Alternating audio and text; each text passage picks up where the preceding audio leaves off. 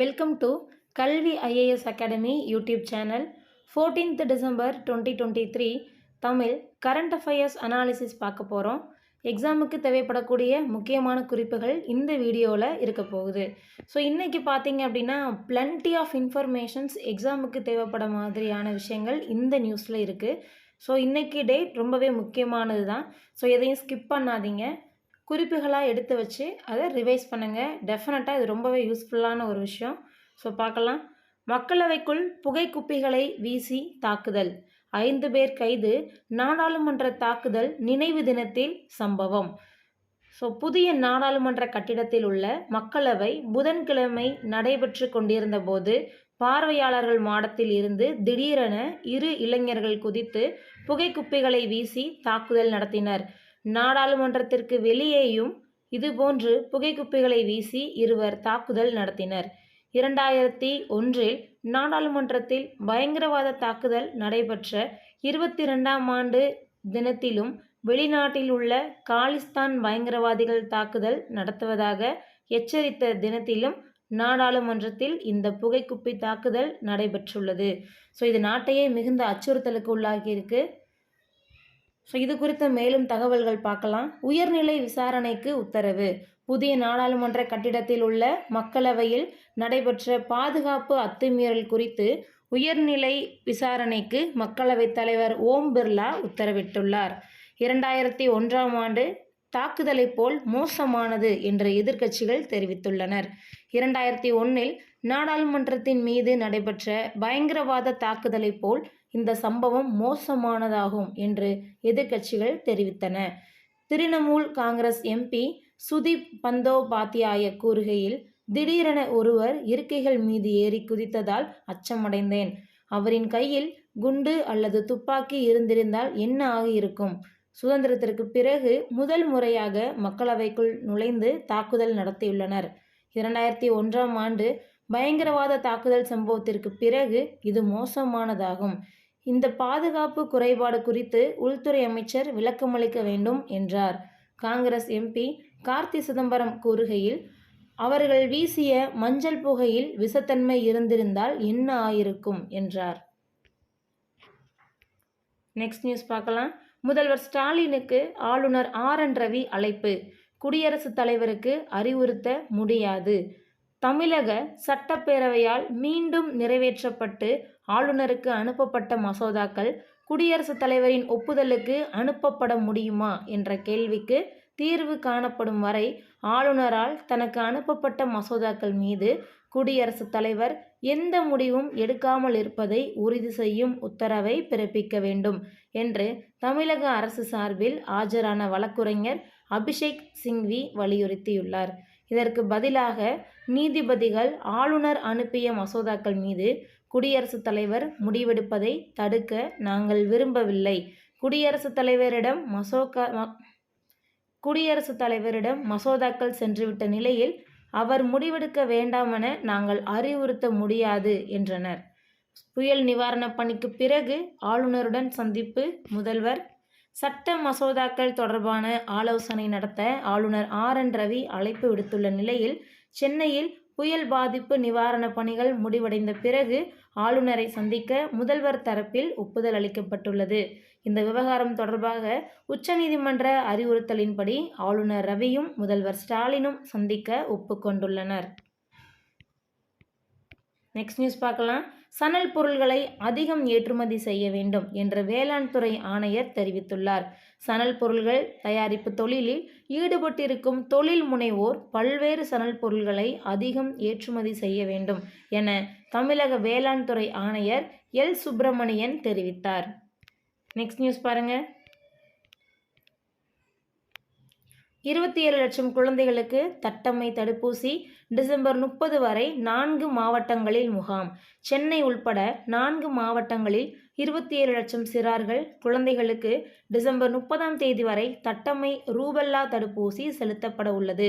So rubella தடுப்பூசி பேரை பார்த்து வச்சுக்கோங்க. மிக்ஜம் புயல் கனமழையால் பாதிக்கப்பட்ட சென்னை, செங்கல்பட்டு, காஞ்சிபுரம் மற்றும் திருவள்ளூர் மாவட்டங்களில் 9 மாதங்கள் முதல் 15 வயது வரை உள்ள 15 வயது வரையில் உள்ளவர்களுக்கு தட்டம்மை ரூபல்லா தடுப்பூசி செலுத்தும் முகாம் தொடங்கியது. Next news. ஒரு வாரத்தில் 57,192 டன் குப்பைகள் அகற்றம். Next news. மக்களாட்சியின் கோயிலான நாடாளுமன்றத்திற்கு அச்சுறுத்தல்.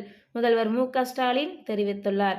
நாடாளுமன்றத்தில் அரங்கேறியுள்ள பாதுகாப்பு மீறல் மக்களாட்சியின் கோயிலான நாடாளுமன்றத்திற்கும் பெரும் அச்சுறுத்தலை ஏற்படுத்தியுள்ளதாக முதல்வர் மு.க. ஸ்டாலின் கூறியுள்ளார்.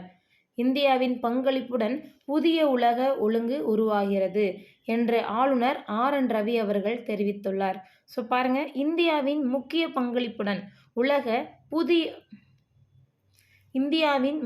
பங்களிப்புடன் புதிய உலக ஒழுங்கு உருவாகி வருகிறது என்று தமிழ்நாடு ஆளுநர் ஆர்.என். ரவி அவர்கள் தெரிவித்துள்ளார்.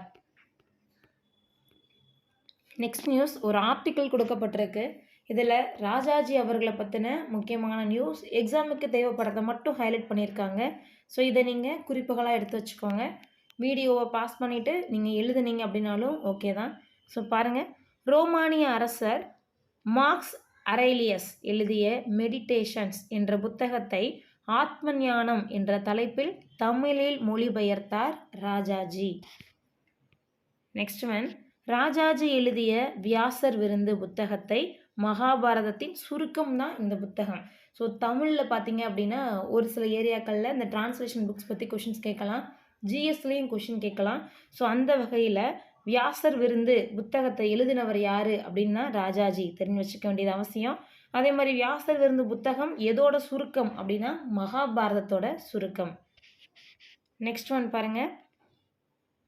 ராமாயணத்தை சக்கரவர்த்தி திருமகன் என்ற பெயரில் கல்கி இதழில் தொடராக எழுதினார். ஸோ அதே மாதிரி ராமாயணத்திற்கும் சக்கரவர்த்தி திருமகன் அப்படிங்கிற இன்னொரு பேரும் இருக்குது. ஸோ இந்த ரெண்டையும் பார்த்து வச்சுக்கோங்க. ஸோ ஒன்ஸ் அகெயின், வியாசர் விருந்து அப்படின்னா மகாபாரதத்தோட சுருக்கம். அதே மாதிரி ராமாயணத்தோட சுருக்கம் தான் சக்கரவர்த்தி திருமகன், முக்கியமானது. அடுத்து பாருங்க, வியாசர் விருந்தை மகாபாரதம் என்ற பெயரிலும் சக்கரவர்த்தி திருமகனை ராமாயணம் என்ற பெயரிலும் வெளியிட்டது. இதுதான் இவ்வளோ நேரம் நம்ம சொன்னது, பேரு ரொம்ப முக்கியம். நெக்ஸ்ட் பாருங்க, இந்தியாவின் முதல் கவர்னர் ஜெனரல் என்ற பெருமை யாருக்கு சொந்தமானது அப்படின்னா ராஜாஜி அவர்களுக்கு சொந்தமானது. கவர்னர் ஜெனரலாக இருந்த ராஜாஜி சென்னை மாகாண அரசியல் இக்கட்டான நிலைக்கு வந்தபோது முதலமைச்சர் பொறுப்பை ஏற்றார், திறம்பட நிர்வாகம் செய்தார். முக்கியமான ஒரு நியூஸ். ஸோ இது ஜிஎஸ் ஓரியன்டானது, பார்த்து வச்சுக்கோங்க. Next news. காசாவில் உடனடி போர் நிறுத்தம், ஐநா தீர்மானத்திற்கு இந்தியா ஆதரவு, பிணை கைதிகளை விடுவிக்கவும் வலியுறுத்தல்.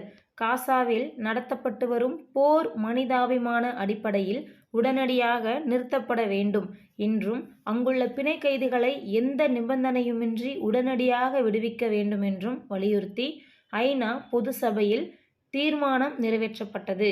இத்தீர்மானத்தை இந்தியா உட்பட 153 நாடுகள் ஆதரித்து வாக்களித்தன.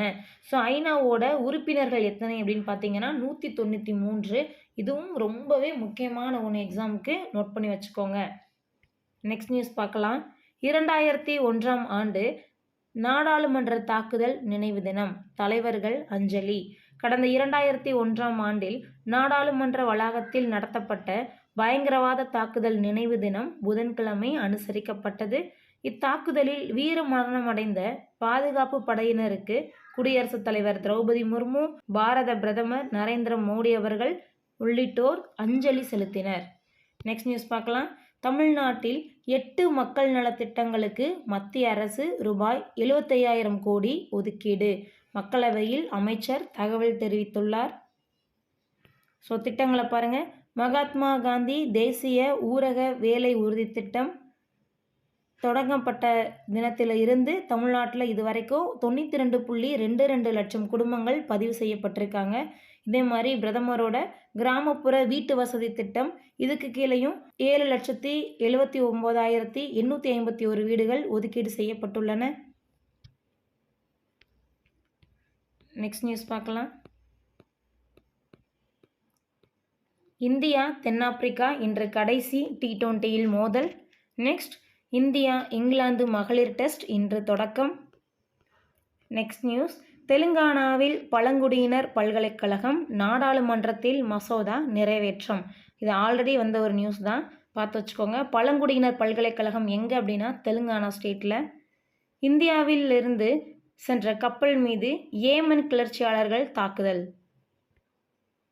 இந்தியாவிலிருந்து சென்ற கப்பல் மீது ஏமன் கிளர்ச்சியாளர்கள் தாக்குதல். நெக்ஸ்ட் ஒன், ஹமாஸ் தாக்குதலில் 9 இஸ்ரேல் வீரர்கள் உயிரிழப்பு.